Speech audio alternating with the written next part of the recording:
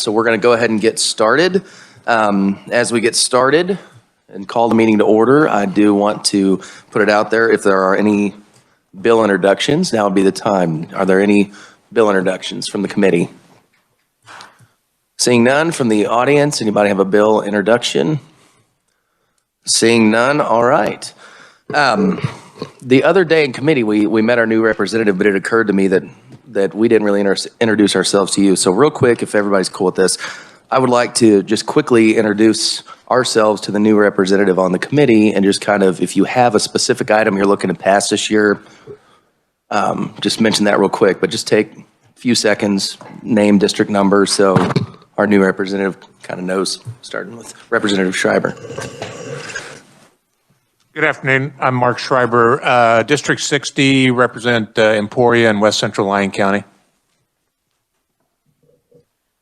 Linda Featherston, District 16, Overland Park, a little bit of Lenexa.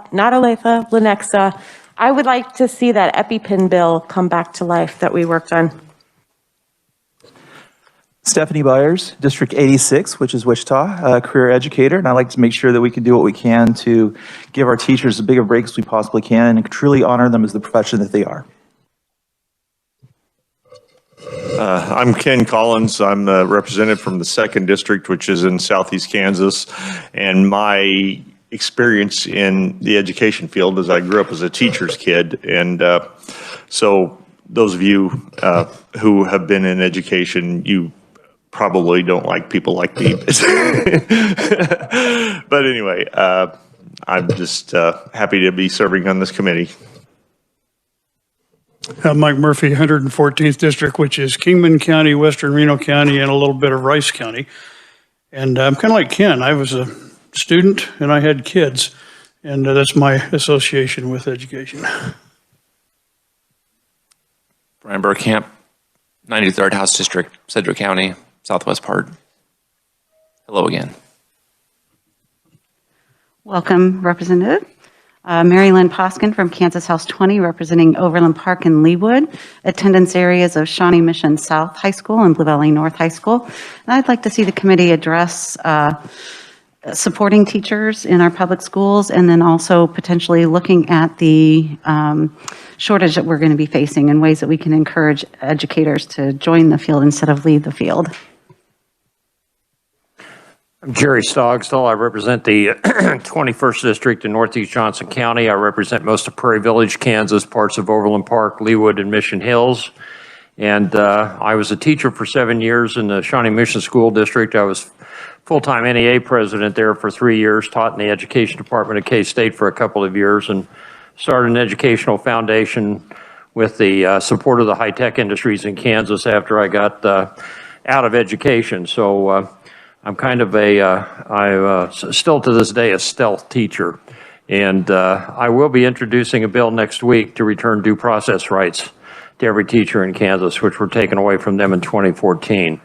I think it's the only thing that is just to do at this point after all we've asked our teachers to do over the last 2 years.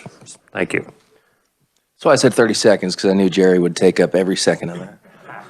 I'm Adam Thomas, District 26, South Olathe and Spring Hill, and financial literacy is a big deal to me. We're going to work on that this year, I hope, too. So. Susan Estes, former educator, and we'll get to know each other a lot since we're neighboring districts. Mark Samsel from the 5th District. It's a 4-county district, 5 school districts ranging from 4A Osawatomie down to a small 1A Crest Colony. My 4th year on the committee, and look forward to working on the issues and hopefully some improved mental health issues. Boyd Orr, I'm from the 115th District, that's Southwest Kansas. It goes south of Dodge and around Dodge, includes all or parts of 6 different counties. Happy to be here. Clark Sanders, 69th District. It's the basically the west half of Salina, and this is my 2nd year on the committee. Lonnie Clark, the 65th District, which is Junction City. My background's education. I spent 16 years at Drake University as associate professor. So this is kind of a nice committee for me. Thank you. Owen Donahue, Republican, 39th District, which is beautiful downtown Shawnee, Kansas. Thank you. All right. Well, thank you for that very much. Today, essentially what we're going to do today is I'm going to turn the meeting over to Jason Long, and he's going to give us a refresher from the revisor's office on bills that we passed out last year, bills that we can still bring up. So without that, any further ado, take it over, Mr. Long.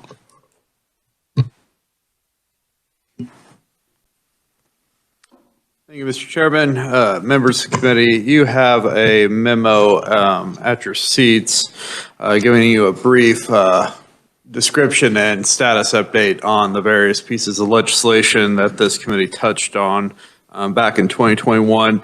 I'm going to first just point out those bills that are still in the committee and so are ready, if the committee would like to take action on those, are available. That would be the first two in your memo, House Bill 2037 and House Bill 2038. Those were both referred early last session. 2038, the Educator Protection Act to provide additional professional liability insurance for teachers did have a hearing in February, but no action was taken on that one. If you flip over to the second page, House Bill 2086 is the bill regarding maintaining and administering emergency medication kits. I believe this is the EpiPen bill Representative Featherston was referring to.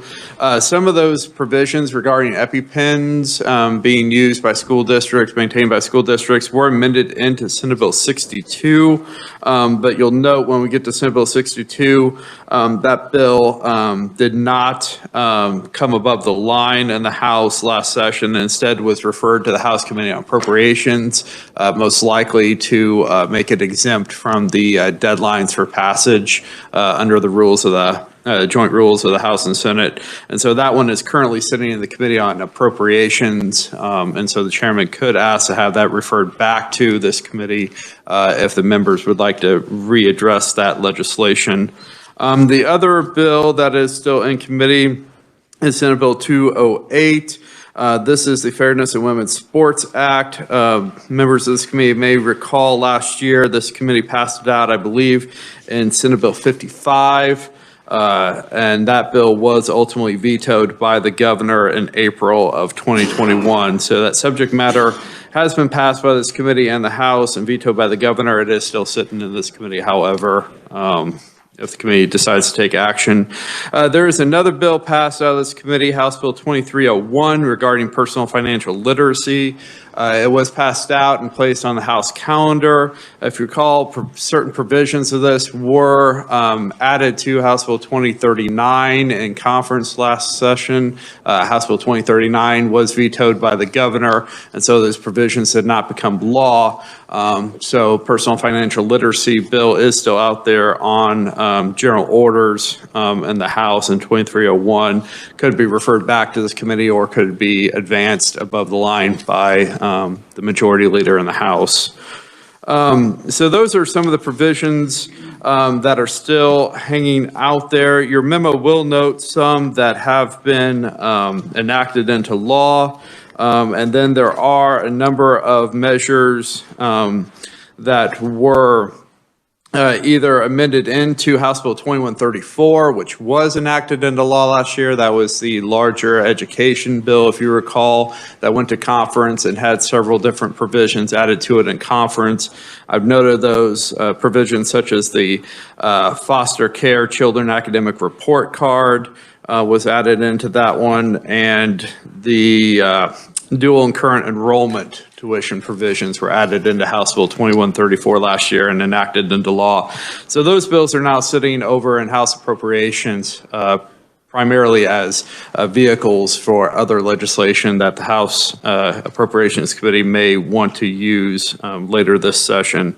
I'll also point out, in addition to Senate Bill 62 regarding vision screenings and EpiPen use that is sitting in the Committee on Appropriations, there's also Senate Bill 185, if the committee remembers. That was a bill regarding the Commission for the Deaf and Hard of Hearing on registering sign language interpreters and adopting rules and regs governing sign language interpreting services in the state. That passed out of this committee and was also referred to the Committee on Appropriations at the end of the regular session. So those are a couple of measures, 62 and 185, that did come through this committee, but did not make it on above the line on the House floor, and were referred to the Committee on Appropriations at the end of the session.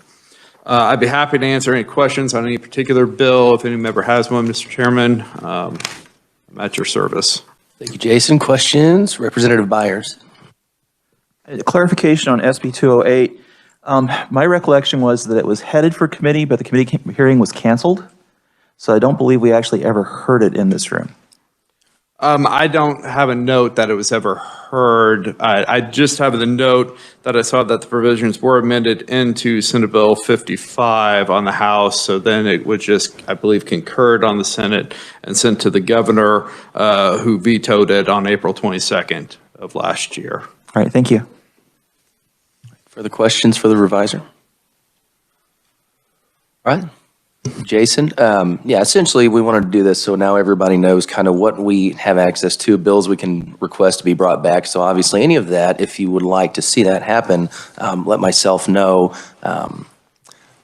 And Ms. Debbie here kind of has a list of everything mentioned as far as what bills we may want to hear and work on. If you have any questions or help with the process, feel free to come to myself or Steve. With that, we are going to meet next week. I believe Tuesday, we're going to have Dr. Blake Flanders here from the Board of Regents, and then a hearing on House Bill 2466, and then we'll meet Wednesday with, I believe, a joint committee with the Senate to recognize Teacher of the Year, which will be out in the Rotunda, if I'm not mistaken. Okay, third floor in front of the Brown versus the Board of Education mural. So that's what we have going on next week. We are meeting Thursday as well to do bill introductions and have another briefing possibly from Jason Long. So with that, that is all we have today on the agenda. So Representative Donahue. Thank you. Is there any indication or thought of Chairman bringing up those bills? Does he have a plan to do so? Do you know? Has there been any discussion so that we could be made aware of that instead of working on something or whatever and like, well, I'm already going to do that? None of those bills are off the table. It's more or less working with the chairman, him and I kind of reviewing his agenda, what he'd like to see passed out, getting feedback from you all, and then putting a plan together. So as of right now, I don't have a plan for, and Steve doesn't either, as far as when they're going to come out specifically, but there is some intent to bring some of those bills back to work in committee. All right. Just don't have the specifics yet. Thank you. Any other questions? Anything for the good of the committee? Seeing none, committee, we are adjourned.